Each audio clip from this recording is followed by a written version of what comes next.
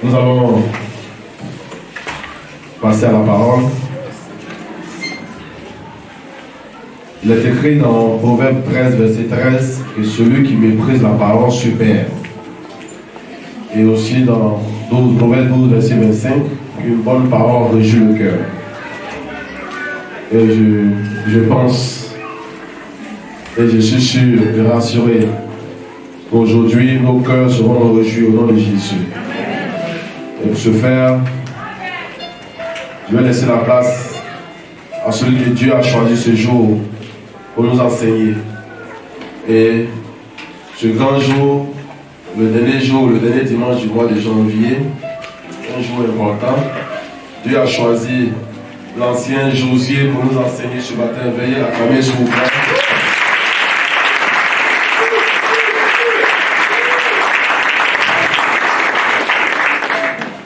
Gloire à Dieu. Que le Seigneur notre Dieu soit béni. Nous allons, avec la permission de nos responsables, chanter un cantique d'être. On va chanter un cantique.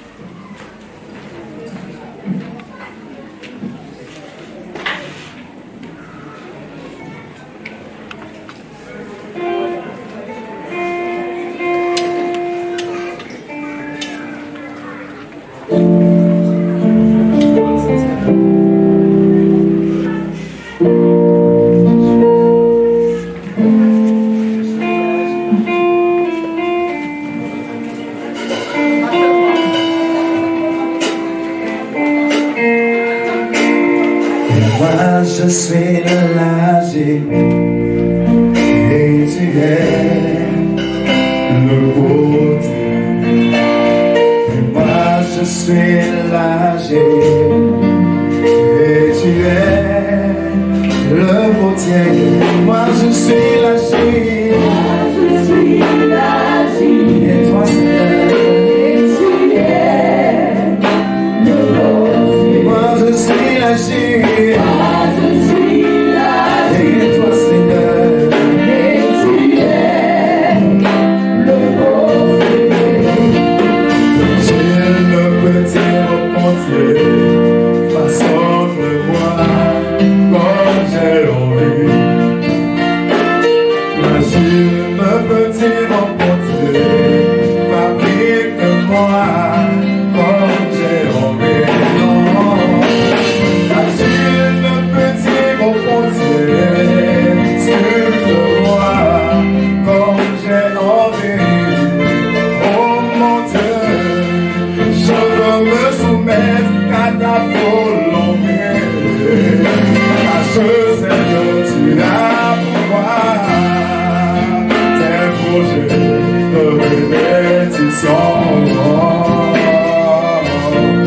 Et si je vis, Seigneur, c'est simplement pour te magnifier.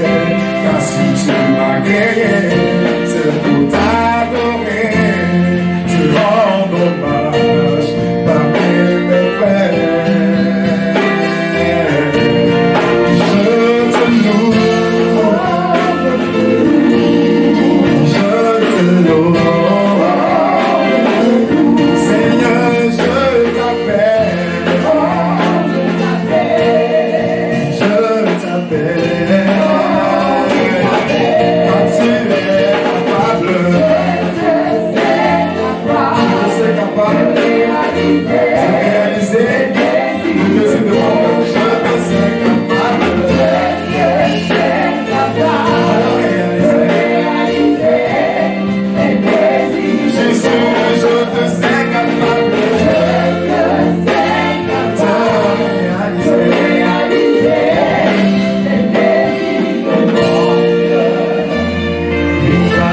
suis l'agile et tu es le potier.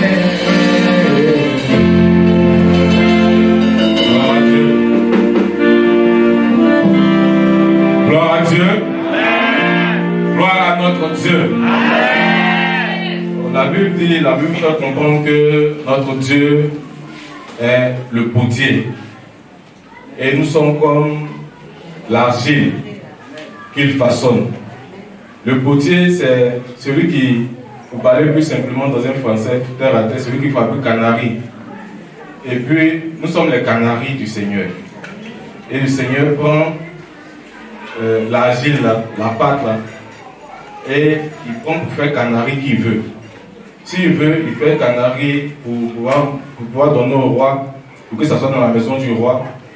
S'il veut, il peut prendre aussi pour faire canaries, et puis on prend pour verser ça, on met ça dehors. Mais lui, il est le véritable potier. Il est au-dessus de tout. Il peut tout et il a domination sur notre vie. Il a autorité sur toute chair. Il a autorité sur toute création. Tout vient de lui. Tout est sorti de lui. Il est au-dessus de tout. Et je veux que ce soir, ce matin, s'il vous plaît, on puisse acclamer fortement le véritable potier.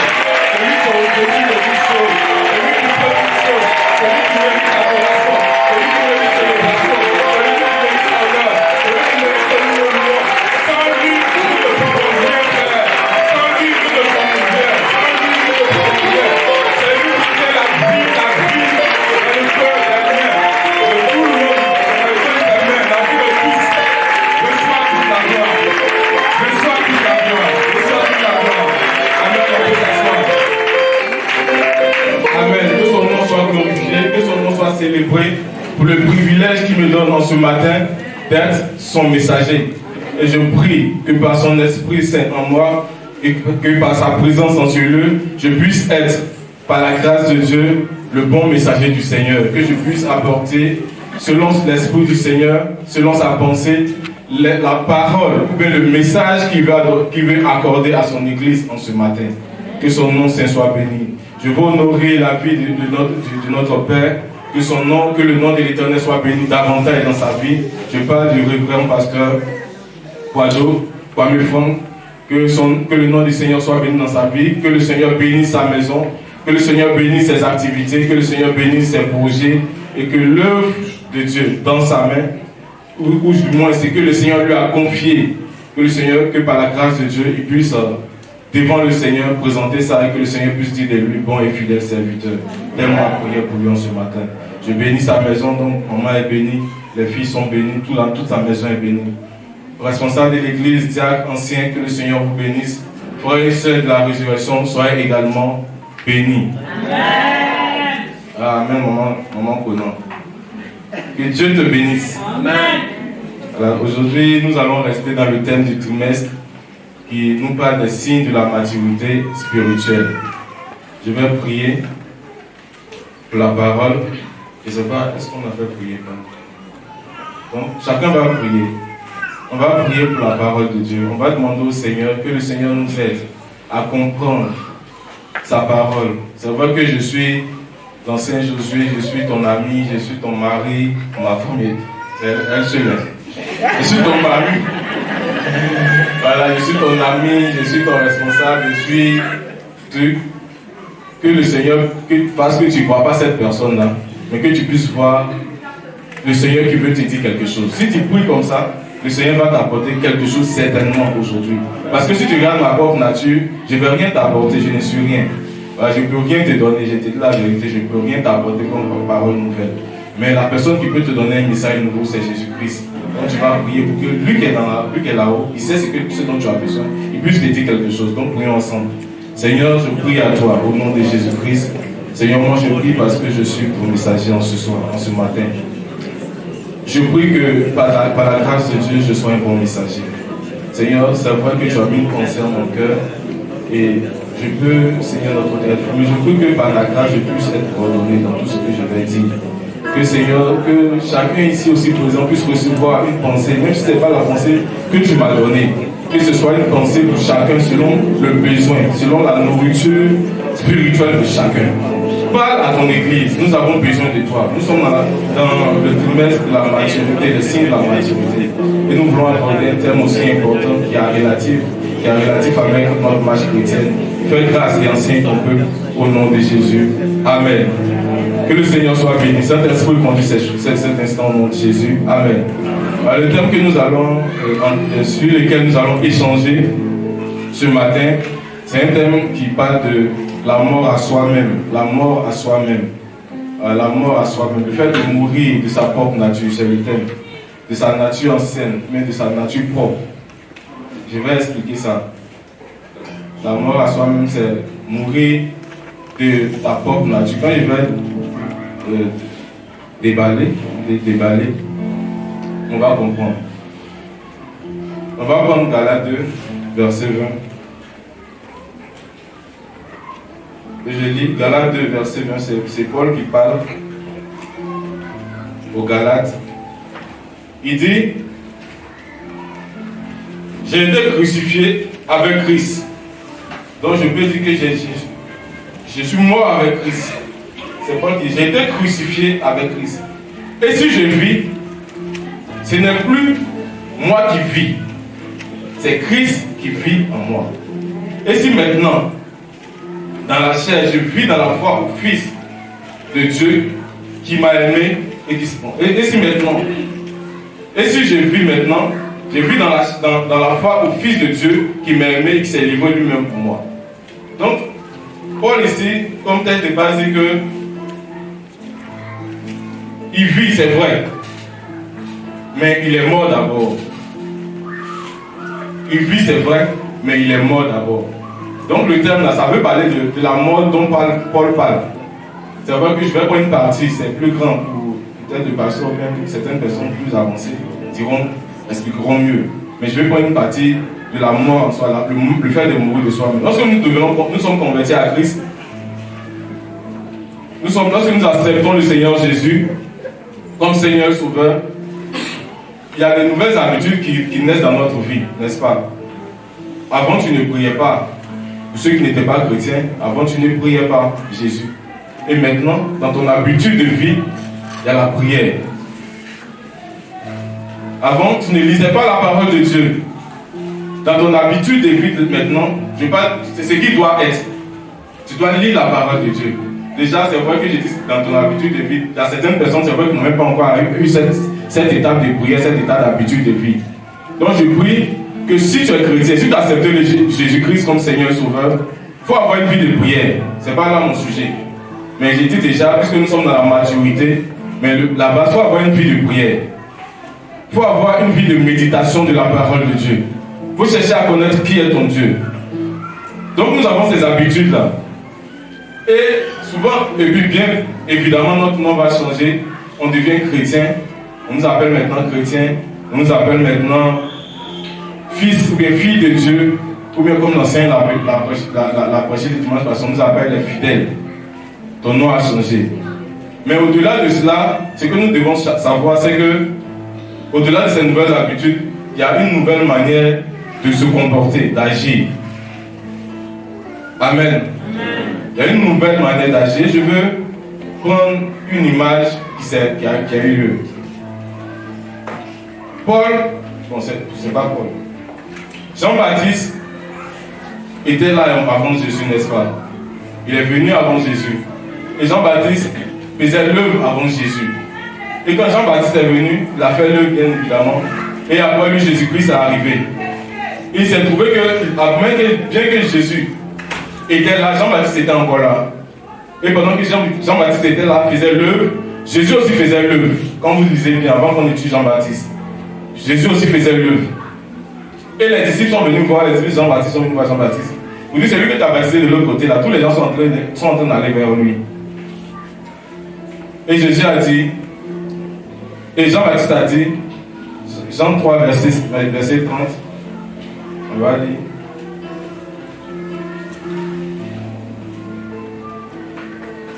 Jean 3, verset 30. Bon, vas-y. Jean 3, verset 30. Il faut qu'il croisse et que je diminue. Il faut qu'il croisse et que je diminue. C'est comme ça notre vie chrétienne.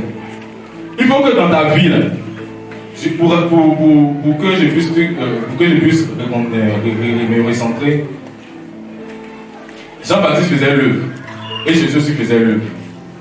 Et ils sont venus dire à Jean-Baptiste que l'autre est en train d'avancer et puis toi, tout le monde va vers lui. Il faut que Jésus croisse et que moi je diminue. La mort en soi, c'est comme ça aussi. Dans ta vie, il faut que toi tu meurs pour que Jésus puisse grandir. C'est ça la maturité spirituelle. Il faut que tu puisses mourir de ta nature. Il faut que tu puisses disparaître si tu veux. Et puis il faut pour que Jésus puisse grandir en toi. Pour que Jésus puisse avoir du terrain. Pour que Jésus puisse croire. Pour que l'évangile de Christ puisse aller plus loin. Amen. Je ne sais pas si vous avez compris. Quand on médite la parole de Dieu, Abraham a connu un peu ça. Je vais prendre comme ça, puis on va comprendre. Abraham a connu un peu ça. Dans Genèse 12, il a dit à Abraham, quitte ta patrie, tout ça, ce qui a été dit, il était avec ses parents, il avait une religion, il avait une foi, il adorait des dieux. Et Dieu s'est révélé à lui. Dieu lui a dit d'abandonner tout ça pour qu'il puisse le suivre. C'est pareil. Lorsque tu deviens chrétien, tu dois abandonner tout ce que tu as comme foi, tout ce que tu as comme croyance, tout ce que tu as comme manière de voir pour pouvoir suivre Christ. C'est ça aussi mourir de ta vieille nature. C'est un peu ça. Le message n'est pas là. C'est un peu ça. Si tu veux voir Dieu se manifester dans ta vie, si tu veux voir Dieu se glorifier dans ta vie, il faut que tu puisses mourir de ce que tu étais avant pour que Dieu puisse commencer à agir. Ou bien que tu puisses continuer à agir. Jean-Baptiste a accepté qu'il puisse disparaître pour que Jésus puisse continuer l'œuvre excellente. Abraham a accepté de disparaître, de laisser tout ce qu'il avait comme ce qu'il avait pour lui, comme croyance, comme foi, comme parent, comme tout ce qu'il avait, pour pouvoir laisser Dieu agir selon la promesse que Dieu lui avait accordée. Moïse l'a fait. Moïse, parce qu'il dit, lorsqu'il y a un changement, c'est ça. Moïse aussi l'a fait. Il est allé dans le désert. Il a fait 40 ans. Moïse était la personne, pour rappeler l'histoire, ceux qui lisaient la Bible, c'est important. Moïse était là, il était un gars fougueux. Et il était juif dans la maison de Pharaon. C'est ça, non? Il était juif dans la maison de Pharaon. Et il savait aussi qu'il était juif. Il savait, c'est pas, il n'ignorait pas son identité juive.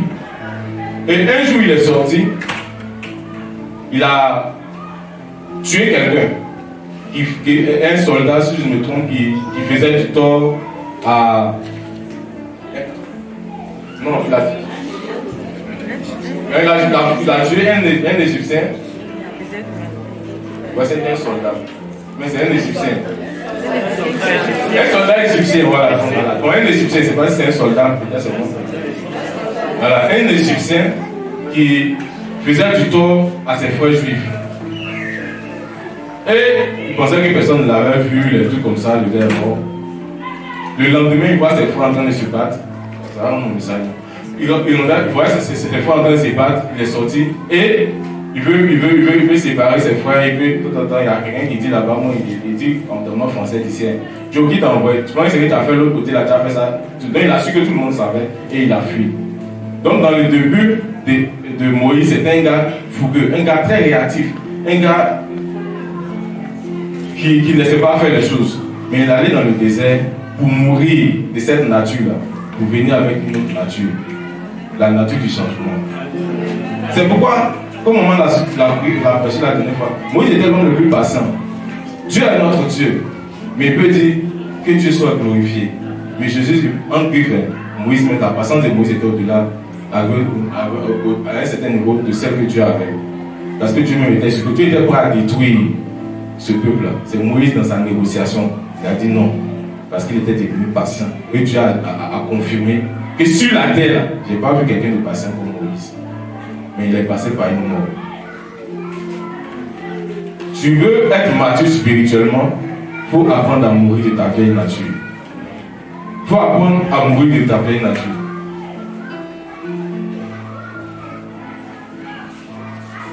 Le baptême que nous faisons, c'est le baptême, c'est le symbole aussi de cette mort-là. Tu meurs et tu ressuscites en Christ. C'est ce qu'on fait pour ceux qui ont été baptisés. Il a dit que nous mourrons de notre ancienne identité et nous ressuscitons en Christ. Donc la mort en soi est un signe majeur, un signe primordial aussi de la maturité spirituelle, la mort de sa vieille nature, de ce que je peux faire. Pour que je puisse expliquer simplement, pour que les gars puissent, tout le monde puisse comprendre. Avant, j'avais une nature d'avant. Avant, toi, on ne te parlait pas mal. Avant, toi, on ne marchait pas sur ton pied. Avant, quand tu étais au marché, là, quand on passe, la personne qui t'a pas salué, je ne la salue pas. C'est ça, il faut qu'on puisse comprendre simplement. Quand la personne ne t'a pas salué, toi aussi, tu ne la salues pas. Ça, c'est avant. Ça, c'était avant, comme la publicité. Maintenant que tu es devenu chrétien, tu as une nouvelle nature. On ne te salue pas, tu salues. On marche sur ton pied, tu souris. C'est de ça qu'il s'agit, en fait. Vous comprenez un peu? Vous comprenez maintenant? C'est ça, c'est lui qui a changé. On t'insulte là. C'est sourire. Tu m'insultes pourquoi, ma chérie? Tu m'insultes pourquoi? Vous voyez un peu? Donc c'est un peu, tu es mort de la nature ancienne pour adopter une nouvelle nature. Une nature que le monde n'a pas. Parce que tu es d'un royaume. Tu es mort de cette ancienne nature. C'est de ça, c'est de ça. Cette mort-là, c'est pas une mort physique, il l'a déjà dit. Mais c'est la mort des habitudes anciennes qui sont en opposition avec la parole de Dieu. Celui, comme ça, celui fréquemment avant, qui était toujours dans les maquis, qui était un maquisard, comme on le dit. On ne te retrouve plus dans les maquis. Celui, par exemple, à 18h, avec ses amis, on fait after work, comme dans le milieu du boulot, ça s'est dit. À 18h, on fait after work là. Et bien, comme ma soeur l'a dit. Et puis, dans l'after work, c'est que leur after work là, c'était à bord de boulot là. Ça finit dans boîte de nuit. Ça finit dans bar. Toi, tu es chrétien. Quand tu donnes ta vie à Jésus, quand tu allons faire after work, et tu sais que le after work là, c'est pas bon after work. Tu dis non. C'est ta nouvelle nature. Tu es mort de ton ancienne nature. Mais quand on dit ah, Dieu, c'est comment tu dis non, il ne fait plus ça. L'ancien que vous connaissiez là, il n'est plus comme ça. L'ancienne personne que vous connaissiez, elle n'est plus comme ça. Elle a changé. Elle est devenue nouvelle. Si avant, tu étais le bagarreur du quartier, tu étais quelqu'un qui aimait parler, tu étais le bagarreur dans la cour. Et puis la soeur en Christ, parce que, excusez-moi, les femmes aiment beaucoup parler dans la cour commune. Les hommes là, les hommes, comme les hommes, ils s'en foutent. Dans la cour commune, la femme, pourquoi elle est venue, même la femme est venue parler devant sa cour, elle dit pourquoi tu as parlé devant ma cour? Elle va trouver c'est parce que tu dis que ma cour est sale, qu'elle me dit ça, qu'elle est venue parler devant chez moi. Or, l'homme, c'est l'homme, il va te dire merci. Or, si c'est la femme, tu es en train de m'insulter parce que tu as parlé devant chez moi. C'est une femme compliquée. Bon, parenthèse, en fait. Donc, il disait que tu étais une femme bagarreuse. Même Salomon, quand il parle là, quand il prend un proverbe, il ne dit pas querelleuse, c'est querelleuse. Ou bien c'est pas ça. Donc, femme, querelle là, dosez un peu. Dosez un peu. Donc, si tu étais une bagarreuse, une querelleuse, qu'avant on te connaissait et que tu acceptais maintenant le Seigneur Jésus, cette nature-là doit mourir. Que tu puisses adopter la nature de Christ. Merci au Amen.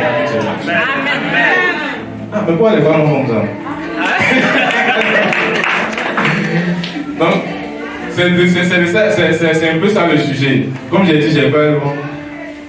C'est comme je disais que moi, on ne me fait pas ça. Moi, on ne me fait pas ça. Moi, on ne doit pas avoir cette nature-là. Mourir aussi, il faut aussi mourir de ses croyances spirituelles. Il est important que j'en parle. Que Dieu console tous nos parents. J'appelle parents parce que nous sommes maintenant frères et sœurs en Christ, qu'on fait bien notre chair. Mais nos croyances spirituelles d'avant, on doit mourir de ça aussi. Mon papa est décédé, mon mère est décédée, mon frère est décédé, on a coupé mes cheveux. C'est notre croyance spirituelle d'avant. On doit mourir de ça. Je suis devenu chrétien, il ne fait plus ça. On doit être courageux. en Jésus-Christ pour dire je fais plus ça. Vous savez, en réalité, dans notre marche chrétienne, on le dit, souvent quand Dieu nous dit des choses, on pense que c'est pour Dieu lui-même. C'est pas pour Dieu. S'il veut prendre une citerne de toute la scie là-dedans, j'étais dans la mer, c'est pas ça qui a rempli la mer. Ou bien vous êtes d'accord avec moi? Dieu il reste Dieu, c'est comme la mer que tu prends l'eau, tu mets là sur sa main. Donc quand Dieu dit quelque chose pour nous, c'est pour nous-mêmes. Donc par exemple, quand on te dit de ne pas appliquer peut-être cette tradition, si tu t'en vas, tu as perdu quelqu'un, ne fais pas ça, ne fais pas ça. C'est pas pour Dieu, il reste Dieu. C'est pour toi-même ton propre bien. Parce qu'en réalité, tu fais une bonne ouverture lorsque tu fais ces choses-là. Donc, on doit mourir aussi de ces croyances spirituelles là. De ces croyances d'avant. Ma maman, elle a beaucoup fait le village.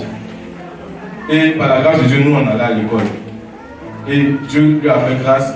Tous ses enfants ont au moins le bac. Donc on méditait beaucoup la parole de Dieu. Donc on est convertis. Les anciennes traditions là, maman m'a fait, au début elle disait ça fait ça. Quand on voit ces statistiques, mais ça là même là, on dit non, au début elle ne comprenait pas, mais aujourd'hui elle comprend. Elle comprend facilement. Elle avait beaucoup de choses. Des trucs bizarres. Souvent même, il était une fois avec ma femme, j'avais pris mon enfant, j'ai mis mon enfant comme le papa aime s'amuser, j'ai mis mon enfant pied comme ça. Et puis il marche, il y a une soeur. Elle dit quoi la nuit? Je sais que vous, parmi vous, la d'autres qui disent ça aussi. Il y a des besoins de micro. L'enfant il est content d'être sur son papa. Il y a une soeur en plus qui me dit pourquoi tu fais ça? Pourquoi on ne fait pas ça la nuit? Moi je ne connaissais pas cette tradition, vous connaissez ça? Ma chérie c'est bon, non? Voilà. Quand on ne fait pas ça la nuit, que la nuit, qu'elle a regardé là, détournée, elle allait dans la logique. Il y a des traditions bizarres. On doit mourir de ces traditions-là. Faites attention, comme je l'ai dit tantôt, c'est pas pour Dieu, c'est pas pour celui qui te parle, c'est pour toi-même ton propre pied. Parce que la religion, le monde des ténèbres est subtil, on l'appelle le malin. Il utilise des voies malignes. Quand nous avons perdu notre papa, et il y a une tante, une cousine qui est en Europe, pendant qu'on était organisé les finales, elle a envoyé de l'argent, une somme, de 300 et quelques mille. Mais les oncles sont venus. Payer un mouton, on va tuer ça. On a fait la réunion en même temps. Rapidement, nous les enfants nous pouvaient discuter des enfants. Et puis ils sont malins. Ça fait quoi? C'est tuer un mouton seulement. Vous ne pas ce qu'on dit. C'est tuer un mouton seulement. On va tuer un mouton là, ça fait quoi? On a vu ça. Oh, il y a deux personnes enceintes. Ma femme est enceinte, il y a ma petite soeur qui est enceinte. Il y a une de mes petites soeurs qui est enceinte. Et puis ma femme est enceinte, très avancée. Tout ça, c'était très risqué. On a réfléchi. Mon frère qui est passé dit, mais vous, tu vas au marché. Parce qu'il veut dire que la viande sera beaucoup. Pour tout le monde, même pour mouton, même pour bélier. Mon frère dit, bon d'accord, on va aller au marché. On paye viande. On va envoyer. Il dit, on va tuer un mouton. Je dis, c'est ça. On tue pas un mouton là. On va pas tuer un mouton là. Mais malgré ça, vous avez su ce qui s'est passé. Ça c'est pour ma soeur, c'est pour ma femme. Même ma soeur m'a dit, ma petite soeur qui est chose Sandrine. Elle dit qu'elle a accouché, elle était dans un groupe, elle était sur le malgré ça, elle a accouché, elle partait. Elle nous expliquait, elle partait, puis elle disait qu'elle se voyait dans les nuages, peut-être je sais pas déjà avant ce témoignage, elle se voyait en train de monter. Et puis c'est une fois, la voix de la sage-femme là, qui la tapait. Que ton enfant n'est pas mort, ton enfant n'est pas mort. La femme l'appelait, viens, ton enfant n'est pas mort. Et ton enfant va bien, ton enfant va bien, viens voir ton enfant. C'est là qu'elle s'est réveillée. Donc il y a eu ma femme, il y a eu ma soeur aussi. Soit on était rentré dans ces salles. Le diable il est malin. Les croyances spirituelles, là, faisons attention à ça. Comme je l'ai dit, j'ai mis. C'est pas que la tradition là, ça nous apporte beaucoup de choses. Le respect des aînés, super. L'hospitalité, super. En Afrique, super. L'Africain même là, quand il est hospitalier, mais lui il peut donner ton lit là au salon. C'est pas ça. L'hospitalité, super. Le respect des aînés, super. Les classes d'âge, super. C'est-à-dire que le respect mais les hiérarchies aussi, super en Afrique. C'est là que les blancs sont venus maintenant, font qu'on appelle tanti. Avant tout le monde est maman ou bien enfant de soeur de ta maman, tu l'appelles maman. Mais c'est eux qui sont venus. Tout le respect là, on appelle ça. On a ça. Mais ces pratiques spirituelles là, souvent faisons attention à l'intégrité derrière. Donc on doit mourir de ça. Amen. Amen. On doit mourir aussi de passions folles. Nous devons mourir de nos passions folles. Voilà. Supporter Mazo. Ivoirien supporter Mazo. Nous tous on aime la Côte d'Ivoire. Super. On aime la Côte d'Ivoire. C'est cool. On aime notre nation. Mais il ne faut pas, quand il y a une confrontation entre l'amour de Dieu et l'amour du football, que l'amour du football soit devant. Il ne faudrait pas que l'amour du football soit au devant, c'est ce que j'ai dit, non? C'est pas ce que j'ai dit. Il ne faudrait pas que l'amour du football soit au devant. Il y a un homme de Dieu qui disait un jour il allait saluer un fois en Christ. On était à longtemps, au temps d'Asek Africa. Il était pasteur, il est assis à Asek Africa. Il dit le gars, il est assis dans son salon, comme ça, c'est le fauteuil là. C'est bien, quand on apprend nos papas, il dit c'est bien. Et puis le pasteur, mais là, c'est personne n'a fait que. Non, en fait, c'est pas même. Il donne ta part pour un bon terme. Tellement que les gars étaient fous du football. Frapper les femmes à cause du football. Avant même, baouler et puis les choses. Bêter à Asek Africa. Ils faisaient pas grave à cause de ça. Après, c'est venu dans d'autres générations. Chelsea, Barcelone. Même les chrétiens ne se reconnaissent plus. Real Barça, on ne se reconnaît plus. Donc, faut pas. C'est quoi on aime le football? On nous l'a gagné là, ça enlève quoi? Nous tous on a supporté, ça nous a fait mal. On a eu boumé. Mais c'est passé. Mais quand tu es encore là, si tu avais fait le choix du football, ça vous a dit tout ce qui est sur la terre, ça passe là. Donc faisons attention. Donc il y a des passions folles qui peuvent nous détourner de la voie de Dieu. Mourons aussi de ces passions folles. Amen. Amen. Galates 5, verset 24 dit.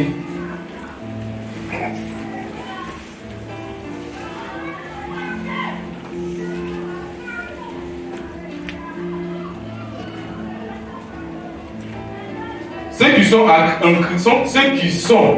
qui sont à Jésus-Christ ont crucifié la chair avec ses passions et ses désirs. Ceux qui sont à Jésus-Christ. Donc si tu es de Jésus-Christ, normalement tu dois crucifier tes passions et puis tes désirs. Amen. Il y a mourir, le fait de mourir de soi-même, de son identité, il y a le fait de mourir aussi de son orgueil. Ah, ça nous fatigue. L'orgueil. Quand on définit l'orgueil, c'est moi. C'est moi ici là. Après moi, il n'y a pas moi. Sinon, c'est moi encore.